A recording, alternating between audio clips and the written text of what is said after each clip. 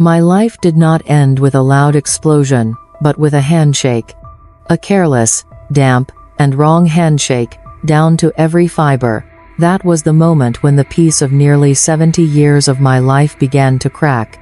I am Robert, 65 years old, a widowed carpenter who has retired. I have 2 daughters. They are my treasures.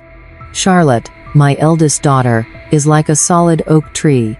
She is strong, independent, with a warm family far away and a successful career. Charlotte is the project I can look at with pride and know that it will stand firm against any storm. And Emily, my youngest daughter, is a soft and romantic willow. She is my joy, and also the greatest worry of my life. The tragedy of my life began when Emily brought Julian home. "Dad, this is Julian," Emily said, her eyes sparkling with a kind of light I had never seen before, a blind infatuation. "He's an artist, a free soul. He has wonderful ideas." Julian stepped forward and offered his hand. His handshake was the first thing that warned me. It had none of the strength of an honest man. In the workshop, I learned that a good joint must be firm, tight, able to withstand pressure. Julian's handshake was a sloppy joint, just waiting to fall apart under the slightest force. "Hello, Mr. Robert," he said, wearing a smile I knew all too well. It was the smile of cheap varnish. Shiny, flashy, quickly brushed on to hide a piece of scrap wood beneath, rotting, full of wormholes. It concealed the truth rather than honoring beauty. And his eyes. A murky brown without depth. They avoided my gaze. Throughout the conversation, those eyes constantly shifted, glancing around the items in my living room, evaluating them, pricing them, like a thief searching for an escape route or a valuable item to pocket. An old carpenter like me knows well that good wood has straight grain, and good people have straightforward eyes. Julian did not have that. "Nice to meet you," I replied, my voice dry, trying to stay polite for my daughter's sake. "Emily has told me a lot about you. What kind of work do you do?" "Oh, I'm a creator, an idea entrepreneur," he answered grandly, waving his hand in the air as though painting invisible empires. "The current market isn't ready for my vision yet, but it's only a matter of time. I'm developing several projects that could change the entire industry." Empty words. Like sawdust swept up and pressed into a flimsy board that looks solid but crumbles under weight. I looked at Emily. She was hanging on to every word he said, her eyes full of admiration. She saw a genius, a romantic soul waiting to soar. As for me, I saw a lazy man looking for a place to latch onto. "What kind of project?" I asked directly. "Which industry?" Julian seemed slightly rattled by my direct question. It's quite complicated to explain to someone outside the field, sir. It involves technology, community connection, creating sustainable values." He went on with a string of meaningless jargon. I stopped listening. I only watched the way he sat, the way he placed his hand on my daughter's shoulder with shameless ownership, the way he sipped the tea my wife once loved as if he belonged here. Every instinct that 65 years of life and 40 years of working with wood had taught me screamed one thing: this man is a mistake. After he left, I tried talking to Emily. "Sweetheart," I began gently. "Are you sure about this young man?" Emily immediately grew upset. "What do you mean? You don't like him, do you?" "I knew it. I knew you would be like this." "No, I didn't say I don't like him. I chose my words carefully. I just feel something is off. His words are too slick. Like a plywood box that sounds hollow when you knock on it. You're always like this." Emily raised her voice, her eyes already brimming with tears. "You always use your wood metaphors to judge people. He has a soul, he has dreams. You don't understand.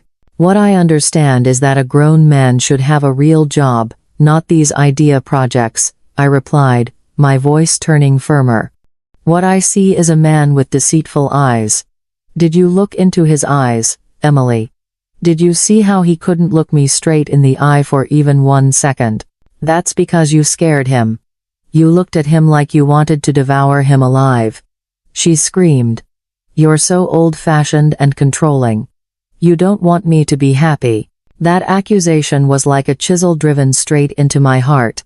I, who had devoted my whole life to building her happiness, was now accused by my own daughter of destroying it.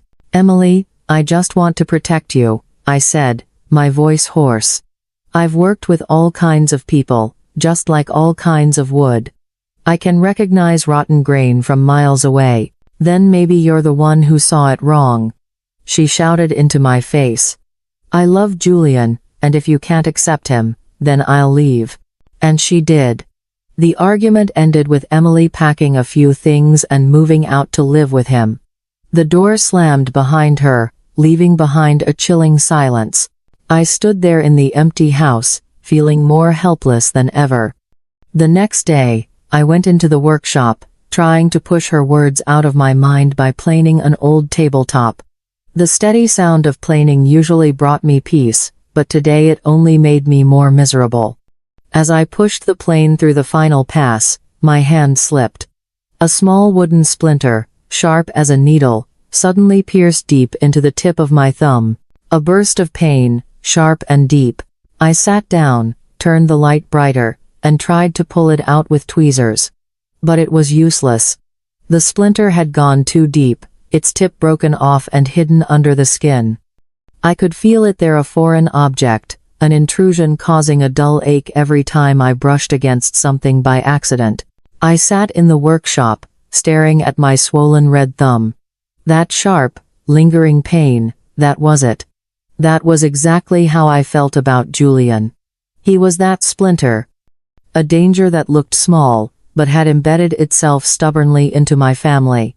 An outsider hidden beneath a layer of love, carrying the risk of infection, and if not removed, it would start to rot everything from the inside. And the worst part was, just like the splinter under my skin, I knew that removing it would certainly come with a great deal of pain. The splinter buried under my flesh had been there for nearly a year. Each day, it throbbed with a dull pain, a bitter reminder of the terrifying silence from Emily. I tried calling, but she never picked up. I tried looking for her in every place I could think of, but it was pointless. I tried to keep living. I buried myself in work in the workshop. But every grain of wood I touched, every push of the saw, reminded me of the break. The relationship between me and Emily was like a precious board cracked in half. I could use glue, use technique to join it back together, but the crack would remain forever. Then one autumn morning, while I was sanding a rocking chair, the workshop door creaked open. Emily stood there. Nearly a year of distance had worn her down. She was thinner, her once sparkling eyes now sunken and tired. But there was something else. Something that left me frozen. She stood there, her pregnant belly showing clearly beneath a loose sweater, 4 months along at least. Every angry word, every accusation I had rehearsed in my head for a whole year turned to ashes.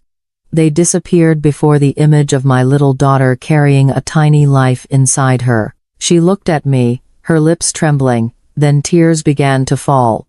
"Dad," she whimpered, a single word containing an entire year of regret and suffering.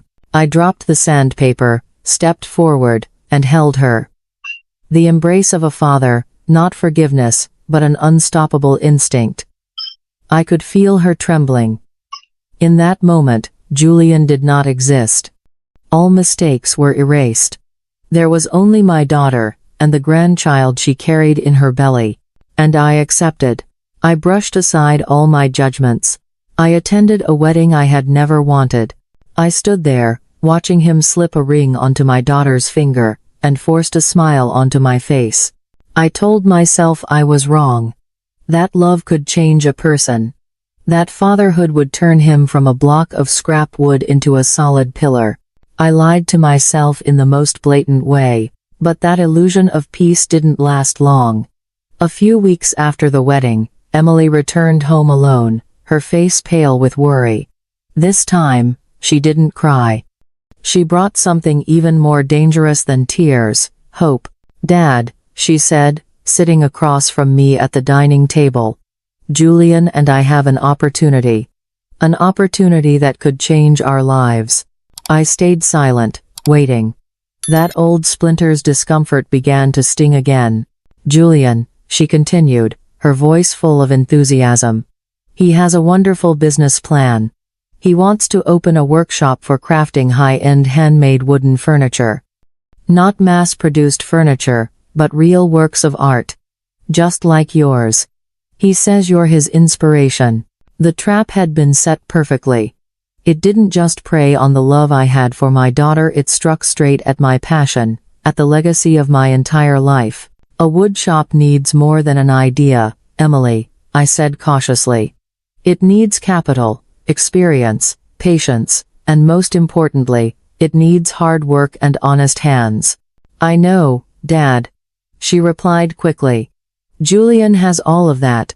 He already has the blueprints, he's already found a supplier of premium hardwood. The only problem is capital. He's unemployed, you know that. And I'm pregnant, I can't do heavy work. This is our only path, Dad. To give my child a future." "Your child." Those two words tightened around my chest like a screw. "I don't have money, Emily," I said, even though I knew it was a weak lie. She took my calloused hands in hers. "But you have your retirement savings. I know you've been saving your whole life. But think of this as an investment, Dad. An investment in our family's future. Julian said he only needs 1 year, just 1 year for the workshop to operate and turn a profit. We'll pay you back, both the principal and the interest. Please, Dad." I frowned, looking at the tear-filled eyes of my daughter. Just as I was about to push her wish aside, her phone rang. Emily picked up. "Ah, Mom." "Yes, I'm at Dad's house. Mom wants to talk to you." She handed me the phone. On the other end was a soft, sweet, velvety female voice. "Hello, Mr. Robert, I'm Isabel, Julian's mother," she began. "I'm sorry for bothering you, but Emily told me about the wonderful plan the kids have. I just wanted to say that our family is so lucky to have a father like you." Her voice was sweet like honey. "Hello," I replied curtly. "I know you're hesitant," she continued, as if reading my mind. "As parents, we always worry about our children. But I believe in Julian.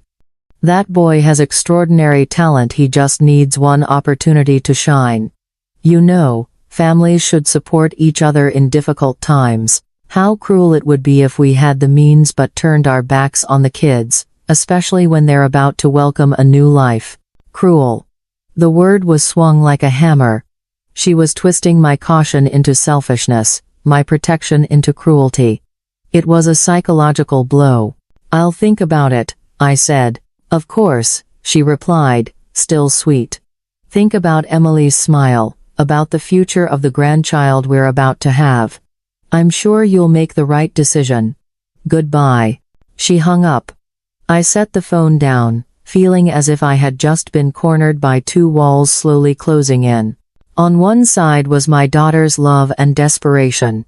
On the other was the moral pressure and manipulation of my in-law.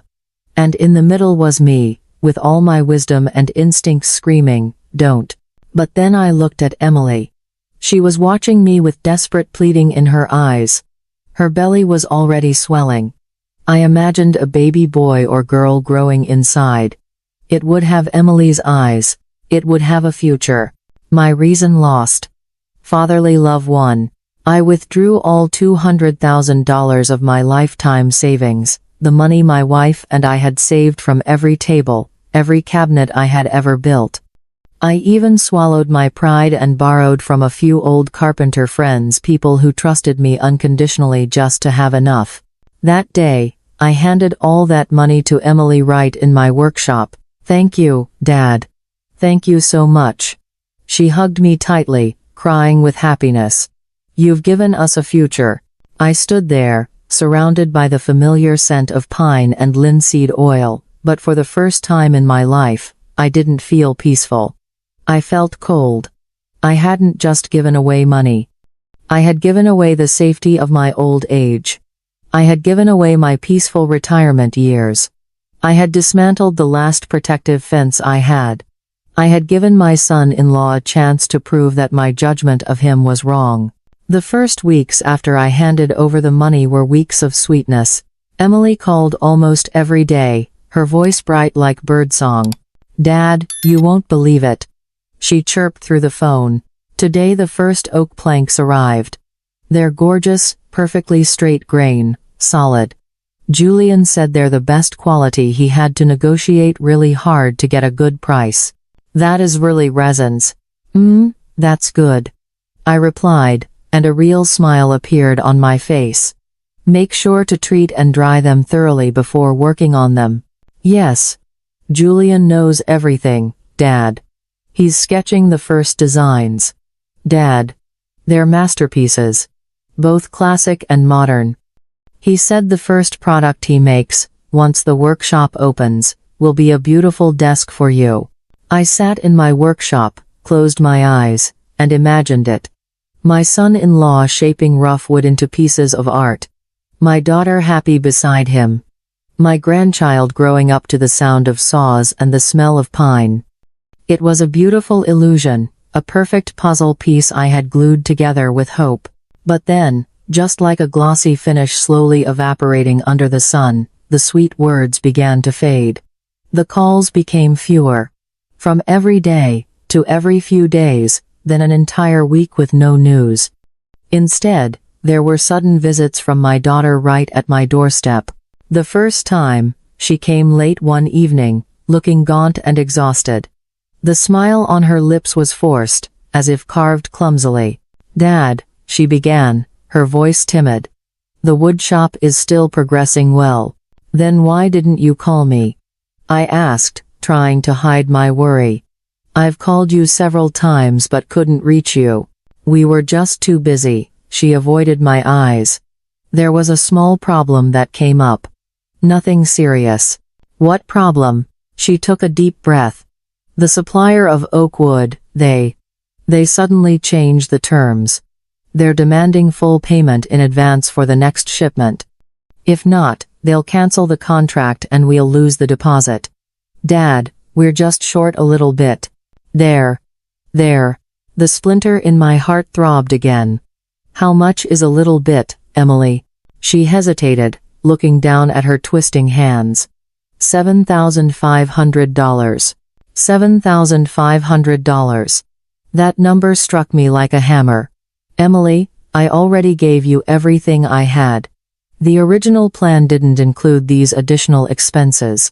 I know, Dad." Her eyes began to fill with tears. "Julian didn't foresee their trickery. He's really devastated. This is just a startup risk, Dad. Just this one more time. When this shipment arrives, we can start production and there will be money right away. Please help us, or everything will fall apart." I looked at my daughter, at her growing belly. I had shaved off another layer of my own defenses. I withdrew money from the life insurance policy I intended to leave for Charlotte and gave it to her. 2 weeks later, she appeared again. This time, she looked even worse. There was a faint bruise on her wrist. "I just fell," she said quickly when she saw me staring at it. "I'm so clumsy." "What is it now, Emily?" I asked, my voice having lost all patience. "Dad, there's trouble with the workshop construction permit," she whimpered. "The inspectors are making things difficult. They say there are some new fire safety regulations we haven't met. They're asking for a grease payment before they'll approve it." "A grease payment?" I roared. "That's bribery. Where is Julian? Why isn't he handling this himself?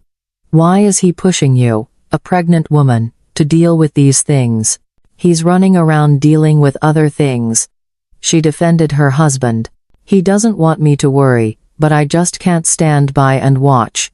Dad, just $15,000. Everything will be taken care of smoothly. This is the last time, I promise. $15,000. I had no money left.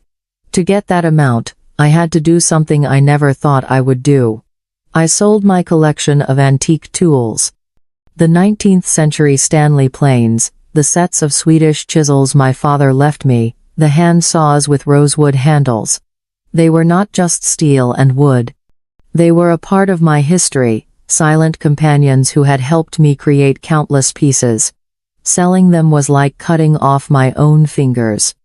I took that money, soaked in sacrifice, and handed it to my daughter, my heart aching as if being sliced open.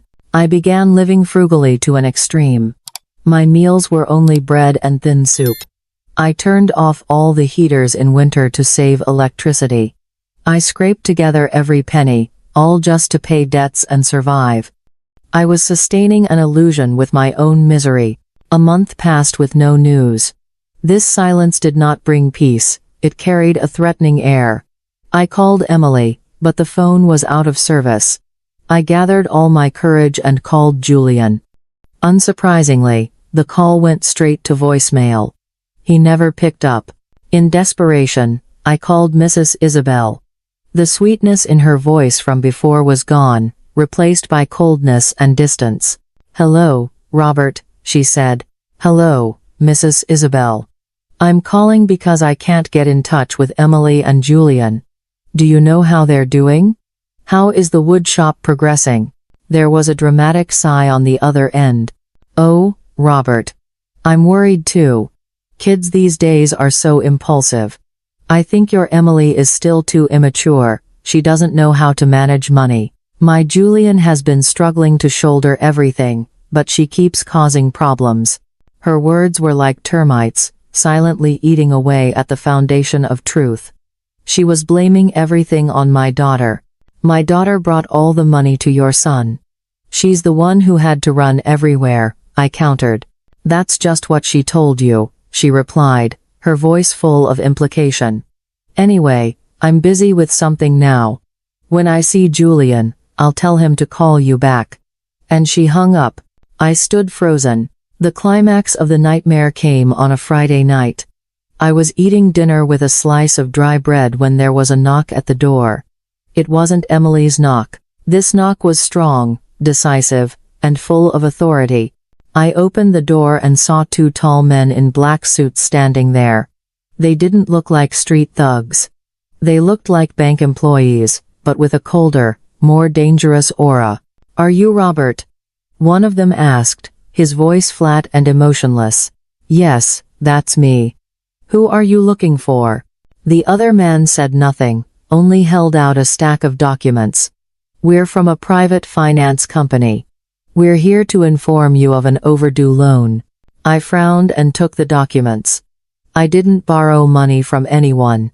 There must be some mistake." "Just take a look," the first man said. I opened the documents. My heart seemed to stop. It was a loan contract, a contract worth $75,000. With sky-high interest. And at the bottom of the page, right above the line, was a signature I could recognize even if I were blind. Emily's signature. What is this?" I stammered, feeling the blood in my body turn to ice. "That's a loan your daughter signed 2 months ago," the man explained calmly. "The collateral is this house. The payment is 3 weeks overdue. We've tried contacting her but couldn't reach her." He paused and looked straight into my eyes. "If within 1 week the entire amount, both principal and interest, is not paid, we will begin the foreclosure process on this house." This house. The house my late wife and I sweat for, cried for, and filled with love. The place where my daughters grew up. The place that held all my memories. When the door closed behind the two debt collectors, the last strength in me dissolved. I staggered back, bumping into the dining table I had built from oak decades ago. It was still sturdy, but the foundation of the house of my life was cracking. The loan contract in my hand was no longer paper and ink. It was an indictment, a death sentence for the peace of my final years. This house. Every grain of wood, every brick was soaked with sweat and memories. I proposed to my wife in this very living room. I carried my 2 little daughters through this doorway. Now, everything was about to be taken away by the careless signature of the daughter I spent my entire life protecting. Panic rose in my chest, thick and cold. I felt as if I were being buried alive under a pile of my own wood scraps. In the midst of overwhelming panic, my mind clung to a single glimmer of light, the one sturdy oak remaining in the forest that had been cut down. My hands trembling, I grabbed the phone and did what I should have done months ago. I called Charlotte. She answered on the second ring. "Dad, what's going on? Why are you calling at this hour? Your voice sounds strange." I tried to speak, but my throat tightened. Only broken sounds came out. "Dad. Dad, what's wrong? Are you okay?" Charlotte's voice was now panicked. "John. Honey, it's Dad." "Charlotte. Sweetheart." I finally managed. "The house. They're going to take our house." "Take the house? Who's taking the house?" "Dad, please explain. I don't understand." I took a deep breath, trying to steady myself. "Emily. She signed a loan contract. $75,000. She used this house as collateral. I don't know what to do anymore, sweetheart." There was a deadly silence on the other end. Then I heard John, my son-in-law, his voice calm and firm, completely opposite from my and Charlotte's panic. "Dad, listen to me." John's voice came through clearly. "Don't do anything. Don't talk to anyone. Don't sign anything. I'm booking a plane ticket right now. I'll be on the earliest flight and arrive tomorrow morning. Just stay in the house and lock the door. I'll take care of this." "But, John." "No buts, Dad. I'm coming. Everything will be okay." The call ended. I sank down onto the floor. The next morning, John arrived. John was the complete opposite of Julian. His handshake was firm and polite, his eyes looked straight ahead, without a hint of avoidance. He didn't offer empty comfort. He simply placed a hand on my shoulder and said, "Have you eaten yet, Dad? Go rest, let me take care of everything." He had called a well-known detective agency in the city. The appointment was scheduled for that very afternoon. The detective's office was on the top floor of a glass building, cold and emotionless, completely different from the warm air filled with the scent of wood in my workshop. We sat across from a man named Harrison, an older detective with salt and pepper hair and eyes as sharp as a chisel finely honed. "Hello, Mr. Robert." "Hello, John," Mr. Harrison began, after looking through the contract I had brought. "I've had my people do a preliminary check on this case. Things are quite complicated." "How complicated, sir?" John asked. Mr. Harrison interlaced his fingers. "First, regarding the so-called high-end handmade woodworking workshop of Julian. We checked the city's business registration records over the past 2 years. Mr. Harrison Robert, there has not been a single permit issued for a woodshop under Julian's name or your daughter's." His words landed softly, but the weight of them fell like an oak tree collapsing. "That's impossible," I stammered. "Emily called me. She talked about oak wood, about the designs. They bought equipment. We checked the address your daughter gave you," Mr. Harrison continued, his voice unchanged. "It's an abandoned warehouse that was sealed off 3 years ago. No wood, no equipment, nothing at all. Sir, that wood shop never existed." The room tilted. The air was sucked out of my chest. The entire foundation of the story, of the sacrifice, of the fragile hope I had clung to, was just a lie. Then what about my money?" My voice trembled. $200,000. Where did it go?" Mr. Harrison slid another stack of documents across the table. "This is the worst part, sir. Julian is not a failed businessman. He is a gambling addict." He flipped to the first page. It was a statement from an online betting site. Account name, Julian Carter. "This is his transaction history," the lawyer said, pointing to the numbers. "On the day you transferred the money to your daughter, Almost all of it was deposited into this account. And within 6 weeks, it was gone. All of it. Burned away on online poker games, sports bets. Every last dollar. I stared at the numbers. They danced before my eyes, turning into demons laughing at my stupidity. The antique tools. The life insurance. The lifetime savings. All turned to ashes in invisible card games. Even worse, Mr. Harrison continued, his voice now tinged with pity, this wasn't impulsive. This was planned. We looked into Julian's past. He had a previous marriage. The divorce scenario was almost identical. He also tricked his ex-wife's family with an impossible high-tech project. He targets young, naive women with well-off families. He aimed at Emily because he knew she was your weak point, and because he knew you had savings. And then he delivered the final blow, the blow that shattered what remained of my heart. And his mother, Isabel, she was not an outsider.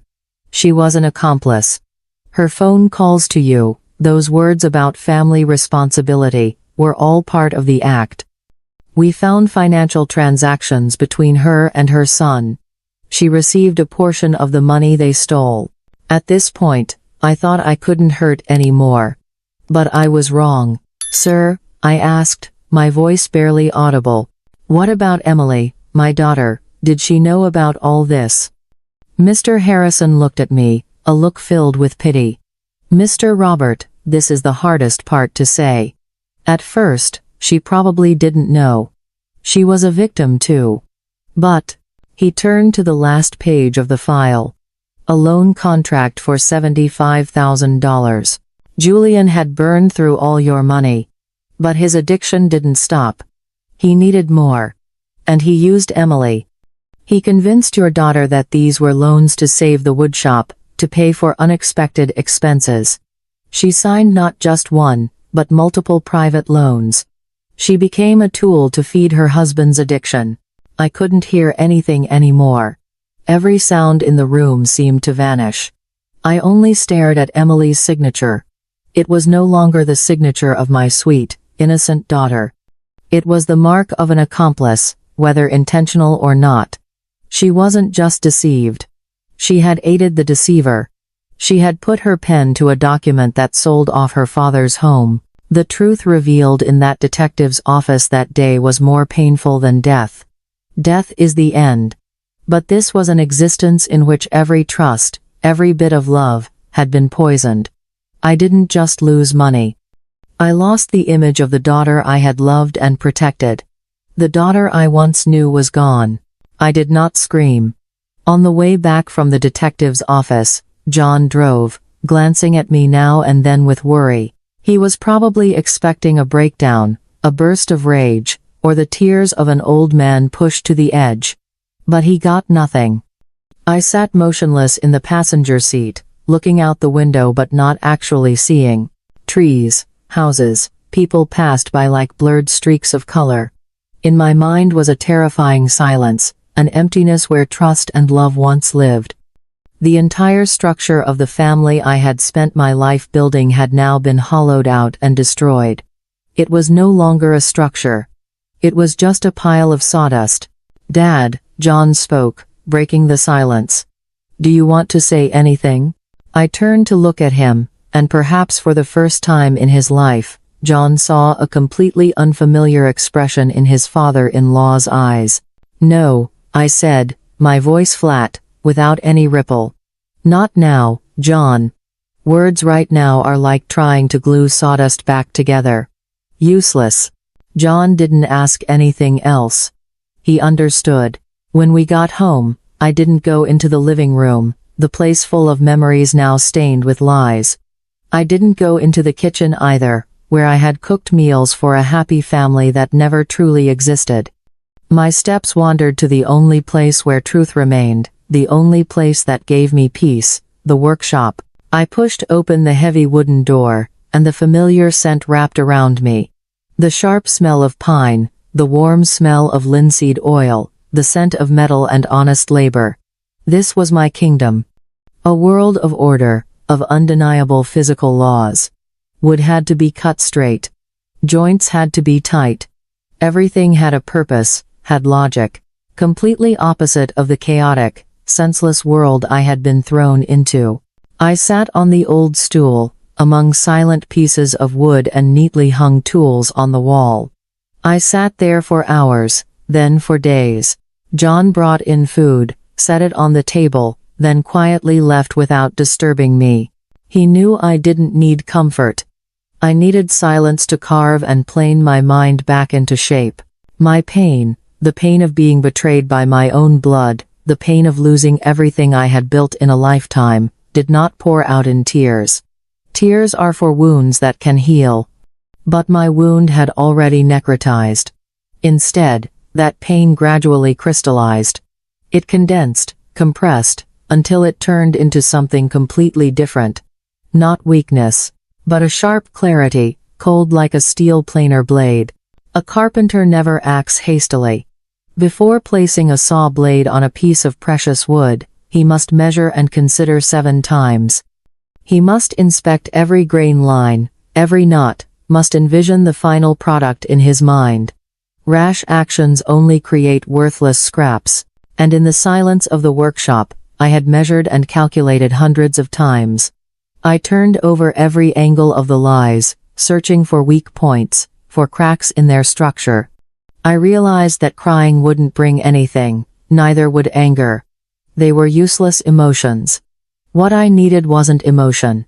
What I needed was a blueprint. I reached for an old scrap of paper covered in sawdust, and the carpenter's pencil I always kept tucked behind my ear. My calloused hand, the same hand that had once trembled in shock, was now steady in a strange way. I began sketching. It wasn't a drawing of a cabinet or a table. It was a diagram. Straight lines connecting the names, Julian, Isabel, Emily. Arrows showing the flow of money, of deceit. I circled the weaknesses I had identified, Julian's addiction, Isabel's greed, Emily's foolish naivety. It was a detailed blueprint to bring them down, a construction that required absolute precision. John walked in, holding a dinner tray. He looked at the paper I was drawing, worry written clearly on his face. "Dad, what are you planning to do?" he asked softly. I looked up and put the pencil down. A carpenter, when facing a piece of wood infested by termites, doesn't throw it out right away, John. First, he has to find the queen termite. He has to understand how they burrow, how they multiply. I'm studying my piece of wood. So, what is your plan? John sat down across from me. Patience, I replied. From now on, to the outside world, I am a 65-year-old man who has fallen apart. A pitiful victim, swindled out of all his money by his daughter and son-in-law, standing on the brink of losing his home. I will let the front yard grow wild with weeds. I will walk slower. I will let the neighbors see the sorrow in my eyes. John frowned. For what purpose? To make them drop their guard, I said, and for the first time a cold smile appeared on my lips. A wounded animal makes the hunter complacent. They will think they've defeated me, that I'm no longer a threat. And while they are celebrating victory, they won't notice that the hunter has already begun setting traps. I understand, John nodded, his eyes lit with determination. What do you need me to do? I need eyes, ears, and the skills I don't have. I need you to find out everything about them discreetly. And so, I began a double life. During the day, I was poor, pitiful Mr. Robert. I dragged my feet to the mailbox, sighed heavily when talking to the neighbor woman. I let the paint on the fence peel. I played the role of a man who had lost everything, especially his will to fight. But when night fell, another version of me awakened. The workshop became a war room. I was not a spy. I was a carpenter doing his job, studying materials. I spent months silently observing them. I drove my old pickup truck, parked it on a distant street corner, and watched. I recorded everything in a notebook, as meticulously as I would record the measurements of a piece of furniture. Tuesday night, 11:17 p. Julian sneaks out of the house. No car. Walks to a cheap bar at the end of the street. Stays there for 2 hours. Returns unsteady. Thursday afternoon, 2:30 p.m. Isabel goes to the mall. Buys a designer handbag and a new pair of shoes. Pays in cash. Looks very cheerful. Sunday morning, 10 a.m. Julian and Isabel argue outside in the yard. Words unclear, but their expressions very tense. Julian points and yells. Isabel looks both angry and frightened. John, with help from his connections, provided deeper information. Credit card statements. Call histories. Each fragment of information was another chisel strike, gradually carving through their facade and revealing the decayed structure inside. I had turned the mindset of a carpenter into my weapon. The patience to wait for the ripened moment. The meticulousness to miss no detail, no matter how small. And the precision to know exactly when to deliver the decisive blow. I was no longer a victim lamenting his misfortune. I was a craftsman, and I was preparing to execute the most complex, ruthless, and important construction of my life. My blueprint was ready, but it was still only lines on paper. A solid construction needs the best materials. And in this case, my material was the truth, extracted from other victims. I sat alone in the workshop, surrounded by the pile of messy files that Detective Harrison had provided. Under the dim yellow light, the numbers and clauses seemed to dance before my eyes. I didn't read them like a victim gnawing on his own pain. No. I read them like a carpenter inspecting a piece of wood. I looked for cracks, wormholes, weaknesses that could be exploited. And then I found it. A small detail buried in the tangled divorce records between Julian and his ex-wife, a name, Sarah Jennings. And next to her name was a shared debt she still had to shoulder after escaping Julian, related to a shell company with a fancy name, Future Technology. I tapped my finger lightly on that name. Future Technology. It sounded as grandiose and hollow as handcrafted woodworking shop. It wasn't a coincidence. It was a pattern. I had found the starting point, the first knot in the wood where I could place my drill bit.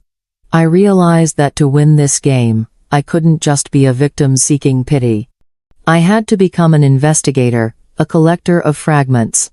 My goal was clear: find Sarah. Not just for an ally, but to open the first door to more rotten secrets. With John's help, finding Sarah's address wasn't too difficult. She had found a job in another city, trying to rebuild her life. The place she lived was an old apartment complex with peeling paint on the walls, in stark contrast to the luxurious, wealthy life Julian always painted. That image only reinforced his deceit. I knocked on the door. The woman who opened it looked tired and much older than her 32 years. Her eyes held an instinctive wariness, like an animal that had once been trapped. "How can I help you?" she asked, her voice not very friendly. "You're Sarah Jennings, right?" "Yes." "Who are you?" "I'm Robert," I said calmly. "I'm the current father-in-law of Julian Carter." Her expression instantly hardened. The door began to close. "I don't want to be involved anymore. Everything is over." "Wait," I said, placing my hand on the door gently. "I didn't come here to bother you. I came because I am also a victim. And my daughter too." She hesitated. I pulled a photo from my wallet. Emily, smiling, holding her pregnant belly. I slid it through the door gap. "I didn't come here to dig up your past, but to save the future of my daughter and my grandchild," I said, my voice dropping. "He did to us exactly what he did to you. Only this time, the project is called the woodshop." Sarah stared at the photo. The defensive wall around her began to crack. She saw herself in Emily's image. She opened the door wider. "Please come in," she said, her voice softer. In the small apartment, she burst into tears when I told her the whole story. Tears of empathy, of pain being reopened. The scam scenario had repeated itself with perfect, brutal precision. It was also a life-changing project, she sobbed. It was also Isabel calling, saying sweet things about how family must help each other. She played the role of a gentle, perfect mother-in-law. They manipulated me using our 2 children. They said it was for the children's future. I believed them. Do you have any evidence? I asked. Sarah wiped her tears, the weakness in her eyes replaced by a flash of anger. I have everything. Emails, messages, the loan documents that I'm still paying off every month. But it's not enough to charge them with fraud. My lawyer says it's just a business failure. You alone aren't enough, I said. But what if there are many people? She looked at me, and a spark of understanding lit up in her eyes. There's one more. A retired teacher. Mr. Miller. He also invested in future technology. Julian used him as an example to convince me. She had given me a golden lead. I went to Mr. Miller's house, a small apartment, clean and remarkably tidy. He was an intellectual, and that was exactly what made him feel utterly ashamed for having been deceived. I don't want to talk about that anymore, he said after I introduced myself as Sarah's friend. I'm too old to chase after useless things. The money is gone. It's too late. Mr. Miller, I said, sitting across from him. I'm not here to talk about money. He looked at me in surprise. Sir, they didn't just take our money. They took away our trust in people. They turned us people who lived and worked hard all our lives into fools in our own stories.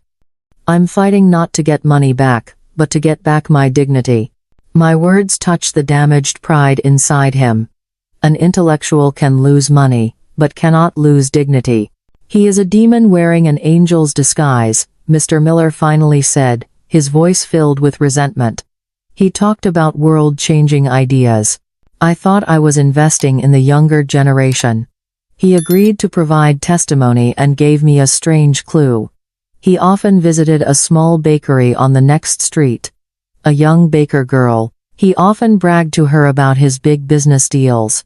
The small bakery was cozy and smelled of sugar and butter. Anna Chen, the bakery owner, was still dreamy. She defended Julian when I mentioned his name. There must be some misunderstanding, she said, her hands still kneading dough. Julian is a good person. He's talented but just going through temporary difficulties. People are trying to destroy a genius. I didn't argue. I quietly placed cold, hard evidence on the counter, the divorce papers of Julian and Sarah, Mr. Miller's loan documents, and the photo of my pregnant daughter. Young lady, I said gently. Look, the play he acts with you, he has acted with many others. You're not the only one, and it's not your fault. The truth made her collapse on the spot. Tears rolled down her flour-dusted cheeks. Her pain quickly turned into anger. He lied to me. He said he needed money to help relatives in trouble. A married couple, his cousins. The final clue led me to a modest house in the suburbs.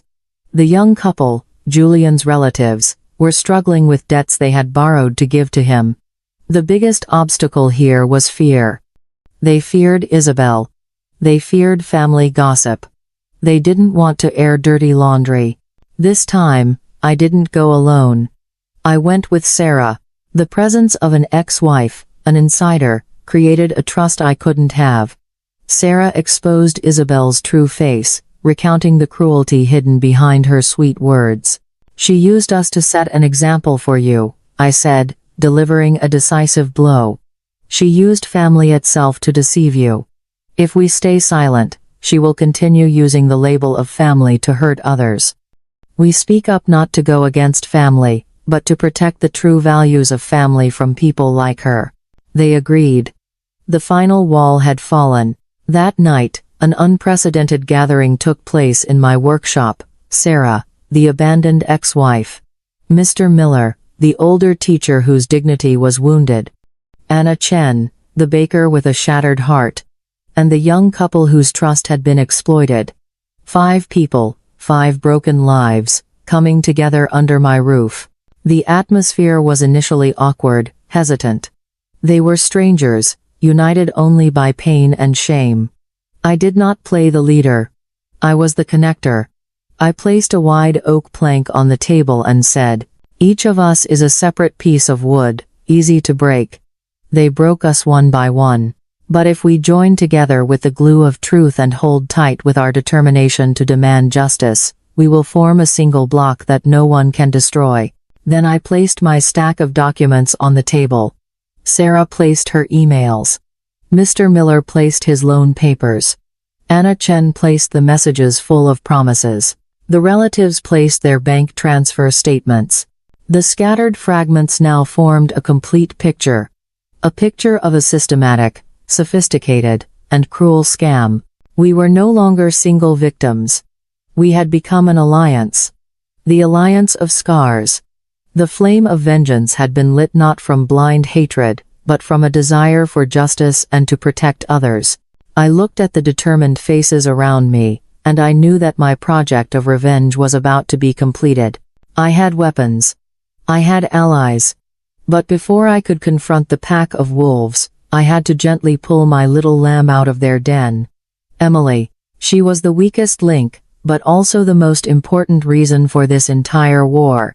I knew that inside the cocoon of illusions Julian had spun out of sweet promises, every word I said would be nothing but passing wind. She would cry again, accuse me of being controlling again, defend that monster who was draining the life out of her again. Emily didn't need to hear me. She needed to see and hear with her own eyes and ears, in a moment of raw, undeniable truth. I could not break the cocoon from the outside. I had to give her a tool to tear it apart from within. My plan began with the thing I understood best, these hands and the grain of wood. I told John, "Help me with something. I need the best recording and audio device.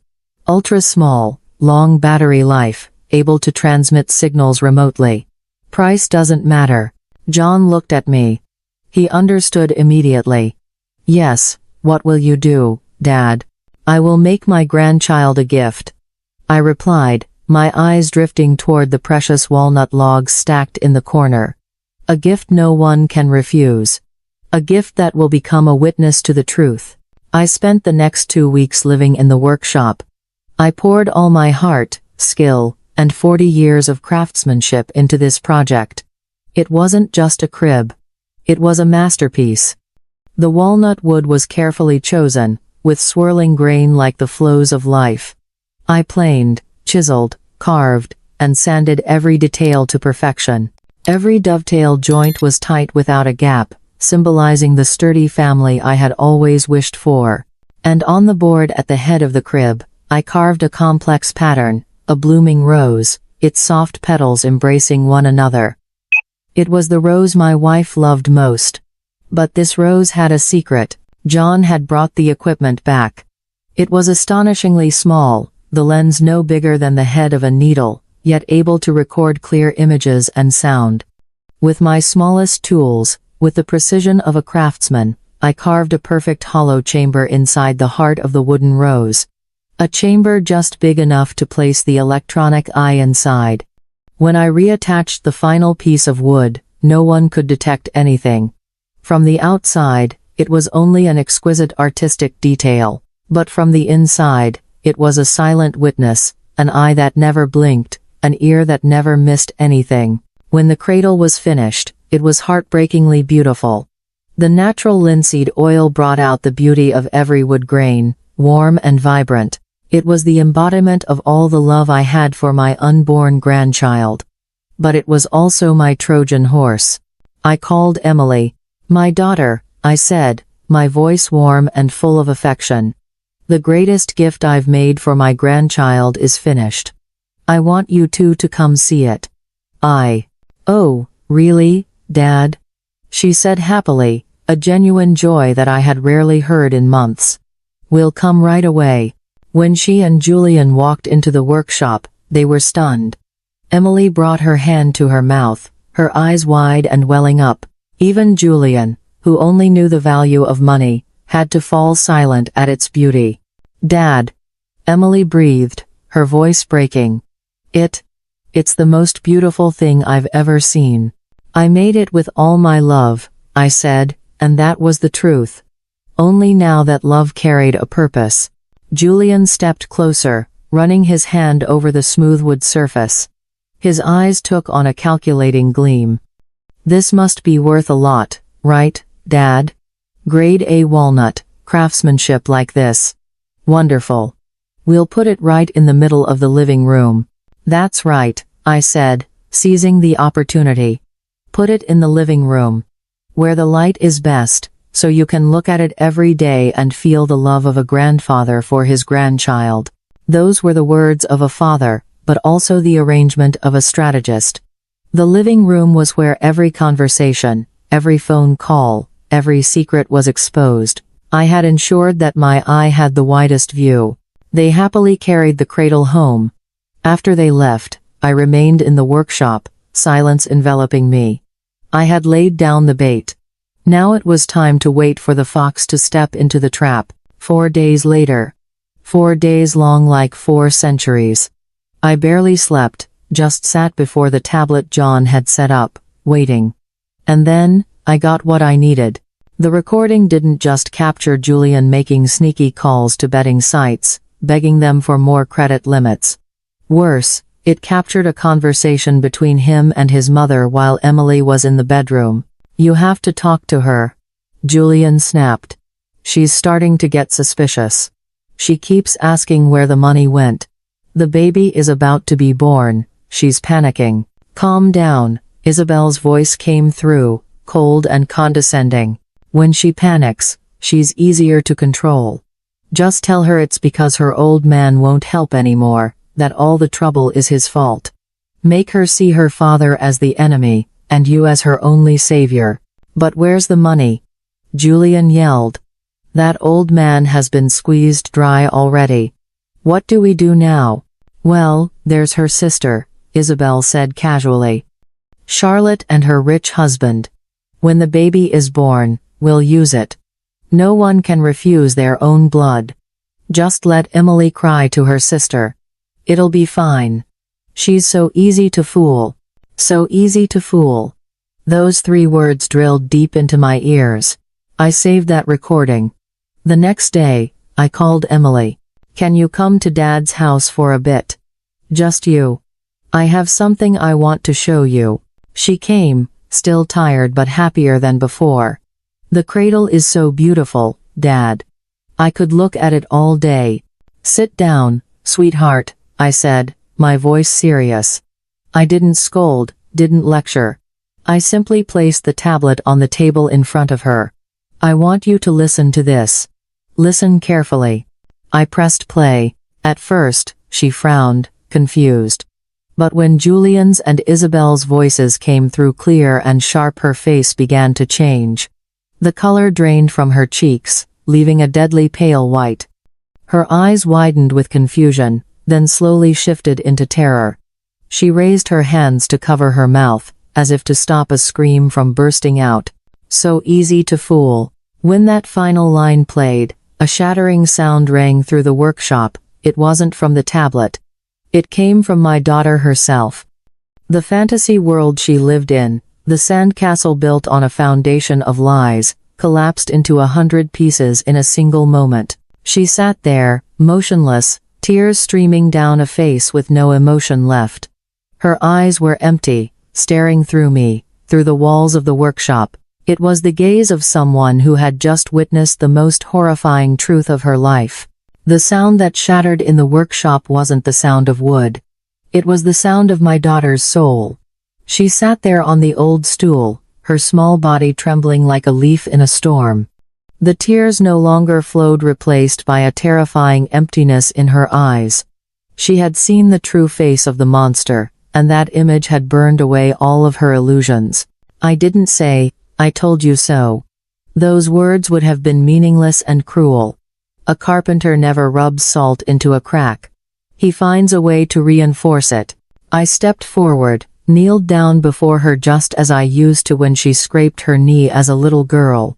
I placed my calloused hand on her cold ones. "I'm here," I said gently. "You're not alone." "How could I be so stupid?" she whispered, her voice shattered, not asking me but asking herself. How did I not see it? All the signs were there. His eyes, his promises. Even his mother. "You're not stupid, Emily," I said firmly. "You loved. You placed your trust in the wrong place, but the nature of trust is not a mistake. The one who exploited that trust is the one at fault." "But I helped him," she sobbed, the pain in her voice like shards of glass cutting into my heart. "I gave him your money. I signed those papers.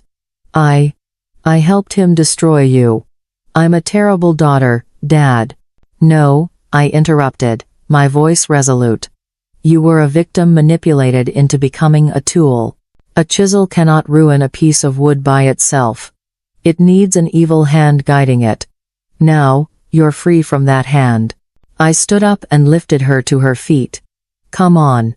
Let's go home. Crying won't fix what's broken. Only rebuilding will." That night, for the first time in almost a year, Emily slept in her old room. I helped her collect her things from the apartment Julian had rented, a silent evacuation in the night. That apartment was cold and empty, with no sign of a woodshop or a future. Only unpaid bills scattered everywhere and the smell of cheap cigarettes. The days that followed were days of silence and healing. Emily didn't speak much. She just sat in the living room, her hand resting unconsciously on her belly, looking out the window. I knew she wasn't only grieving the betrayal. She was grieving for the child she was about to bring into the world, an innocent life created from a false love. "Do you hate me, Dad?" One afternoon she suddenly asked me. I was cleaning an old hand plane and looked up at her. "I could never hate you, Emily. I only hate what they did to you. I'm angry, yes. I'm angry at myself for not protecting you better. But what do we do now?" Her voice was full of despair. "They're going to take this house. We owe money everywhere. Julian." "Don't worry about Julian," I said, setting the plane down. "Let that fox run around in his empty trap. Sooner or later he'll realize the bait is gone. And when he's hungry, he'll come straight to the one who set the trap." I was right. Once Emily was safely by my side and all the evidence was in the hands of the Alliance of Scars, I began tightening the noose by doing nothing at all. I simply waited. Our silence was the most effective torture. Julian couldn't find Emily. His calls to her phone went unanswered. He came to my house, but I had told Emily to stay in her room.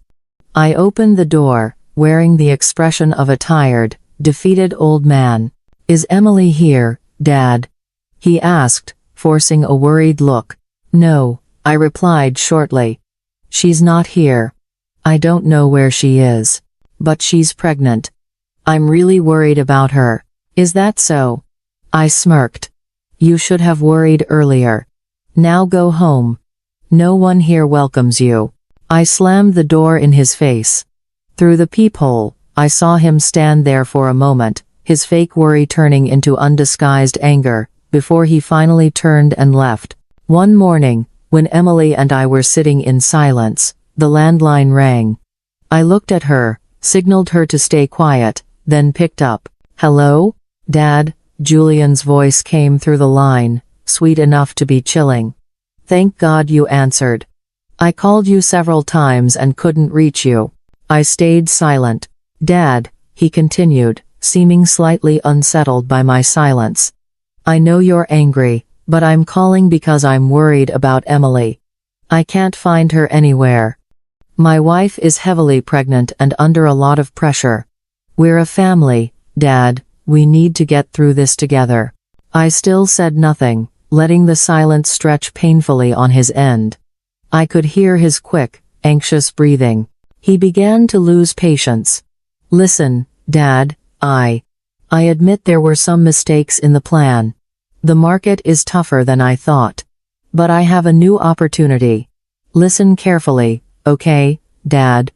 This time it's guaranteed to succeed 100%. It's just a smaller project, safer. I just need a little more, Dad, about $20,000 to finish the last part and get this project started." His shamelessness was so absurd that it actually made me laugh inside. He paused, waiting for my reaction. "I promise you, Dad," he continued, pleading. "Just one more month and I'll pay you back both the principal and the interest, both the old amount and the new one. Think of Emily, Dad. Think of your grandchild. It needs a future." I finally spoke. My voice held no anger, no trembling. It was calm and cold, like a steel bar quenched in ice water. "Julian," I said, "I've thought a lot about the $200,000 I gave you." Yes, I know it was a big amount." Julian replied quickly, thinking I was about to soften. "I'm very grateful, and I will." "No," I cut him off. "I no longer consider it an investment or a loan. Do you know what I consider it?" Silence on the other end. "I consider it tuition, Julian." I continued, slowly, enunciating each word. "Tuition for the most expensive lesson of my life. A lesson in recognizing a fraud, a gambling addict, and a terrible father. You see, for a lesson that valuable, I think $200,000 is perfectly reasonable. I've paid enough. I don't intend to pay any additional fees." Total silence. Julian, the man who always trusted his own silver tongue, for the first time could not speak.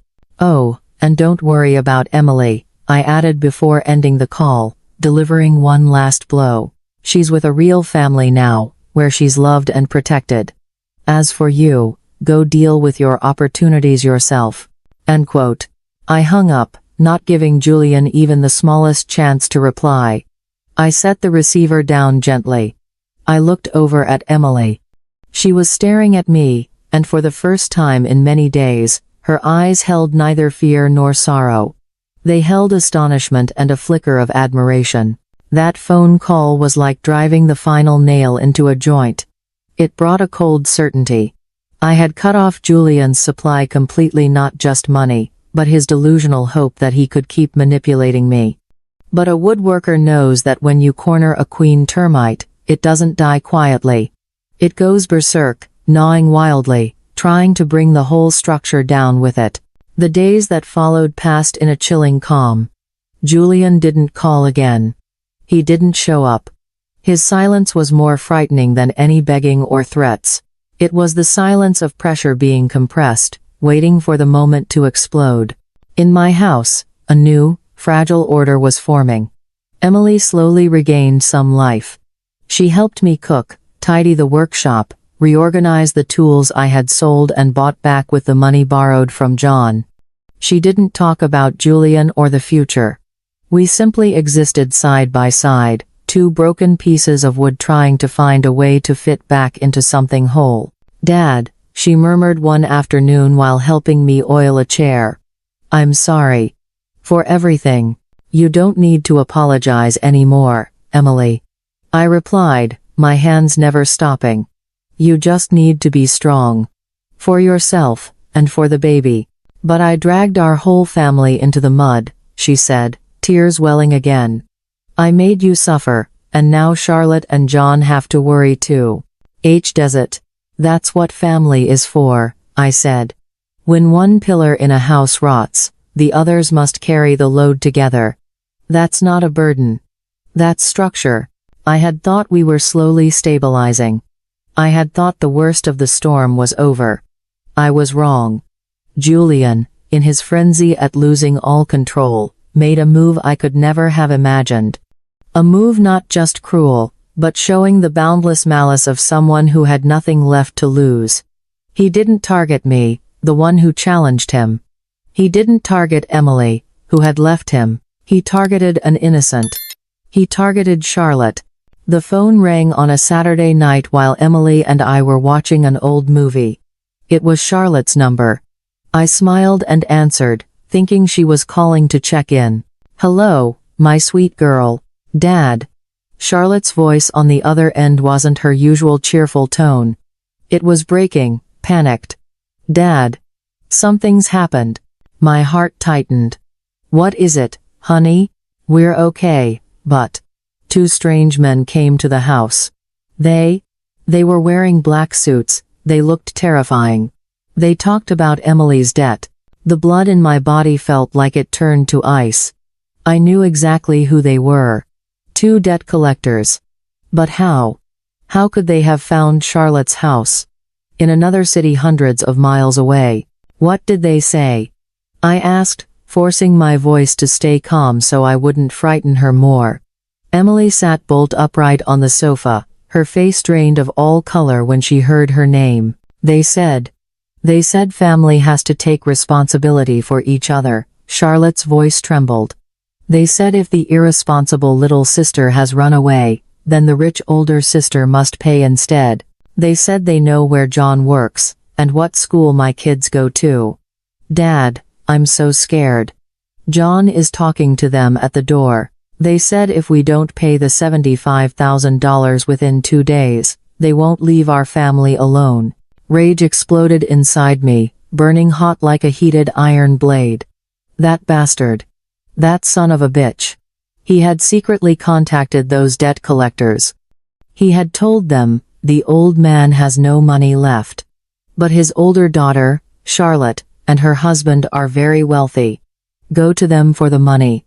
They'll pay to protect the family's reputation. He was deliberately pushing danger toward my uninvolved daughter. He wanted to use the safety of my grandchildren as leverage.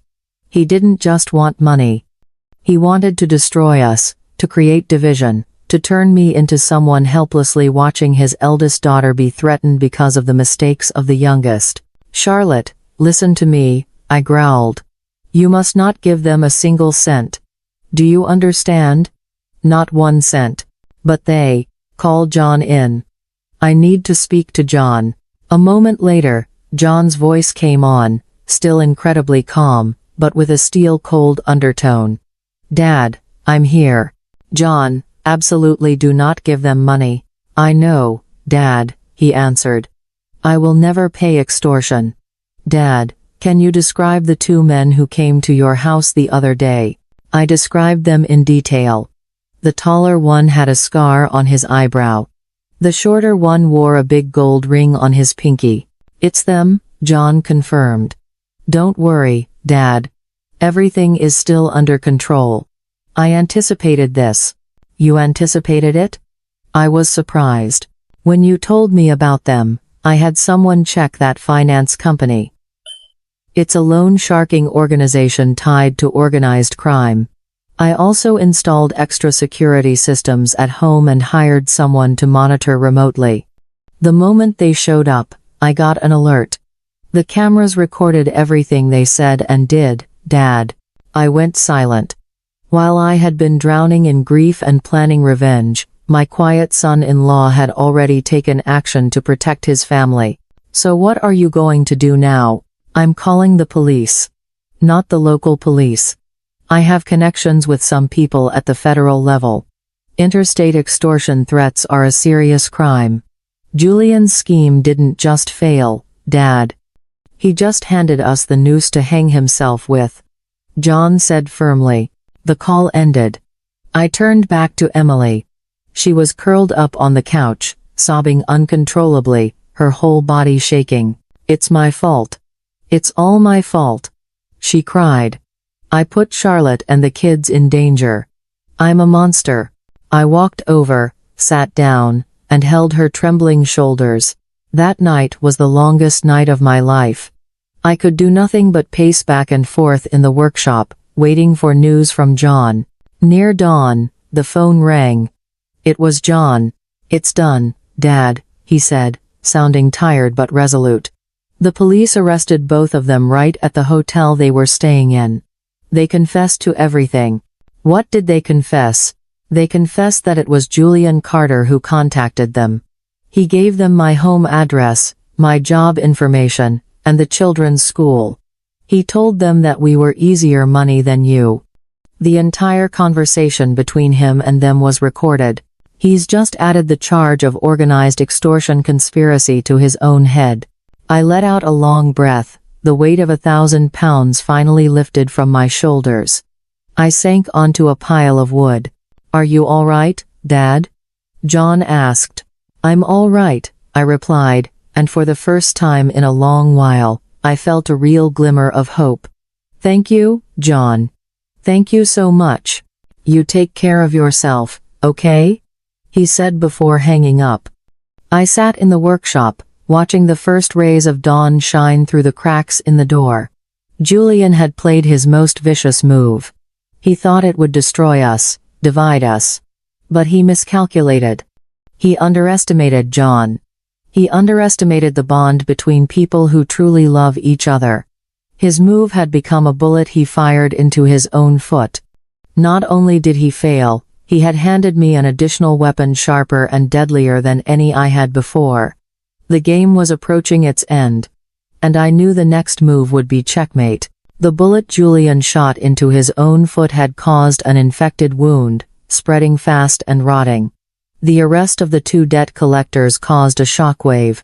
News spread through the underworld, and other creditors Julian had scammed began to lose patience. The tightening circle was closing in from all sides. The court date had been set. The lawyer said that with the new evidence John provided, the recording of Julian orchestrating the extortion, our case was no longer just a civil fraud case. It had become a serious criminal case. I thought they would lie low and wait for the verdict. But once again, I underestimated the shamelessness of the old fox Isabel. A week before the trial, she came all the way to my workshop. A final attempt not to plead, but to manipulate. I was planing an old tabletop when she walked in without knocking. She wore an expensive dress, heavily made up, trying to create an image of nobility and dignity. But her constantly shifting eyes and hands gripping her purse straps betrayed the anxiety beneath it. "Hello, Mr. Robert," she began, her voice so artificially sweet it made me nauseous. "I came here as a mother, wanting to speak reasonably with you." I didn't stop working. The steady scraping of the planer across the wood surface was my only answer. She cleared her throat, irritated by being ignored. "I heard you intend to sue my son, Julian? How can you do that? How can you be so cruel as to send your grandchild's father to prison?" I stopped, gently blew the sawdust off the tabletop, then turned and looked her straight in the eyes. "Cruel? You're talking to me about cruelty, Mrs. Isabel." "Of course." She raised her voice. "Family should protect each other, help each other through hard times, not crush each other when they stumble. Julian only made a small mistake in business. Everyone fails sometimes." I laughed, a dry, humorless laugh. "A mistake? You call swindling his father-in-law out of $200,000, burning it all on gambling, dragging my daughter into legal trouble, and hiring mobsters to threaten my eldest daughter's family a small business mistake?" She flinched slightly at my direct accusation, but quickly regained her haughty demeanor. "It was a risky investment. Business is like that. The fault is your daughter's. She was inexperienced, didn't know how to manage things, and ruined my son's wonderful plan. Julian has struggled so much to handle everything." At this point, I knew arguing with this woman was as useless as trying to hammer a nail into a stone. Calmly, I walked to the old electric stove, poured 2 cups of tea, and placed one in front of her. "Have some tea," I said, my voice not angry at all. "You're right. Family should help each other. I've thought a lot about that." She sipped the tea, looking somewhat triumphant, thinking she had convinced me. "I have already helped," I continued slowly. $200,000. Do you think that help is enough, Mrs. Isabel? As I said, that was. Do you see me sitting here, sipping a cup of hot tea, Mrs. Isabel? I interrupted, my voice strangely calm. I took a sip, locking eyes with her. As I sip this tea, I think about that $200,000. And I also think about the word gambling. The teacup in her hand trembled slightly. I don't know what you're talking about," Isabel stammered, the mask of calm on her face beginning to crack. "Then let me make it clearer," I continued, my voice calm like a surgeon delivering bad news. "I'm thinking about the $200,000 and the words you said to me on the phone that day. Words about family responsibility. About how cruel it would be to abandon the kids. Robert, There must be some misunderstanding. Isabel panicked, quickly placing her teacup on the table. Julian isn't like that. Emily, You're right, I cut her off again, my voice now sharp like a freshly sharpened chisel. You're absolutely right that families should support each other. Completely correct. That's why I've decided to support your son in the most thorough way possible. She looked at me, utterly confused. I will support him in facing my lawyer and every single victim he has created, I said, emphasizing every word. I will support him in explaining every single dollar of the $200,000 that disappeared the first time. I will support him in explaining every single dollar of the $7,500 that disappeared the second time. I will support him in explaining every single dollar of the $15,000 that disappeared the third time. And most importantly, I will support him in receiving the lesson in responsibility that you, as his mother, should have taught him a very long time ago. I completely agree with you, Mrs. Isabel. It would be truly cruel, truly irresponsible to let him face the law alone. I ended the last sentence with a cold smirk. Her face turned pale. The fake sweetness vanished. I stood up and faced her. My gaze had never been more frightening. I pointed toward the door. Now, please get out of my house. Immediately, she staggered backward, her mouth open but unable to speak. She turned and practically ran. The old fox, when confronted with undeniable evidence, lost all her fangs. Her performance had ended, and what remained was nothing but raw, ugly truth. The trial was not as dramatic as I had imagined. It was like the final assembly of a structure that had already been measured and shaped meticulously. The lawyer, with the calmness of a master craftsman, presented each piece of evidence. The testimony of the alliance of scars echoed each story, a chisel stroke exposing the rot in Julian's and Isabel's character. The audio recording was played, and the courtroom fell silent, listening to the cruel conspiracy spoken from their very own mouths. Julian sat there, gaunt and hollow-eyed. The glossy varnish had been sanded away, revealing a trembling, weak piece of scrap wood. He no longer had the confidence of a creative visionary. He was just a pathetic gambling addict.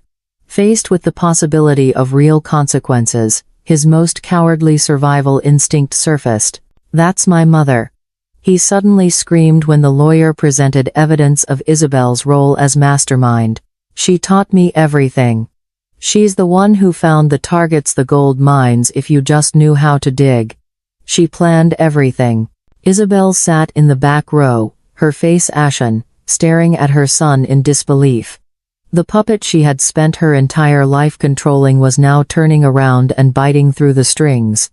In his panic, he cursed and exposed his own mother as the ringleader, the one who had taught him every trick of deceit since he was a child. Their game ended when they toppled their own board. Justice was served. A rightful sentence was handed down for organized fraud and extortion conspiracy. To cover the debts and compensate the victims, Julian and his mother had to sell all their houses and land. The amount I received back was nothing compared to what had been lost, but that no longer mattered. This wasn't a battle for money. It was a battle for dignity. And we won. 3 months after the trial, Emily gave birth. A baby girl. She had her mother's eyes clear and innocent. When I first held my granddaughter, a tiny, warm, completely innocent being, I felt the final crack in my heart mend. She was not a symbol of deception. She was the beginning of a new chapter, a chance to carve out a new future. Emily had changed. That brutal first lesson, like fire, had forged her. She was no longer a soft young pine. She had become stronger and far more rational. "Dad," one day, as she watched me make a wooden rattle for her daughter, she said, "I've been thinking a lot. I won't let her grow up without knowing the truth. But I also won't let her past define her future." "What are you planning to do?" I asked. "I'm going back to school," she replied firmly. "I'll study finance, business. I'll learn how to never be deceived again. I will build a solid future for the two of us myself. I don't need a man to do that. I smiled a genuine, proud smile. My daughter had finally grown up. Peace gradually returned to our home. On weekends, Charlotte and John brought their 2 older children to visit. The house, after a long time filled with silence and tension, was once again full of laughter. Children's laughter, the lively conversations of my daughters, the gentle clinking of tools in the workshop, all blended together into a symphony of rebirth. "Dad looks so happy," Charlotte said during dinner one evening. "I'm living the days I've always wished for," I replied. A reunited family, and nothing left to worry about. About Emily. John hesitated. "Do you think she'll ever fully overcome it?" "There will be a scar, John," I said, looking at Emily gently rocking her baby to sleep. "Like a deep scratch on the surface of wood. You can sand it, you can varnish it, but if you look closely, you'll always see it. But that scar isn't a weakness. It's a reminder. It's proof that she survived a storm and came out stronger." This afternoon, I sat alone in the workshop. The golden sunset light streamed through the cracks in the door, sprinkling golden dust across the wood grain. I was finishing the final gift in my project, a wooden rocking horse for my little granddaughter. My hands glided over the smooth pine surface, feeling every grain, every fiber. The familiar scent brought a deep, peaceful calm. I had weathered a storm. I had lost money, lost trust, and nearly lost my daughter. But in the end, I saved her. I regained my dignity not just for myself but for all the people they had trampled on. The hands of a carpenter, hands that once had to sell beloved tools, hands that once trembled with anger and despair, were once again steady and calm, creating good things, toys for a new generation. Children's laughter drifted in from inside the house. I set the chisel down and smiled. The joint had been completed. The structure rebuilt, stronger than before, on a foundation of truth and unshakable love. I am Robert, an old carpenter. And at last, I am living the peaceful old age I always longed for. Lesson learned from the story: unconditional love must go hand in hand with wisdom, because blind kindness is a fertile ground for deceit. Instinct is the truest warning, ignoring it leads to dire consequences. Silence protects no one, it only nourishes the spread of lies. True strength lies not in enduring alone but in uniting those who share the truth. Justice must be built with meticulous planning and courage. Sometimes, to protect family, we must be as hard as steel, not only as gentle as wood. Now, if you liked this story, please hit like, subscribe to the channel, and tell me which part surprised you the most. Every subscription and comment from you is a huge motivation for us to continue sharing more meaningful things in life. Thank you so much.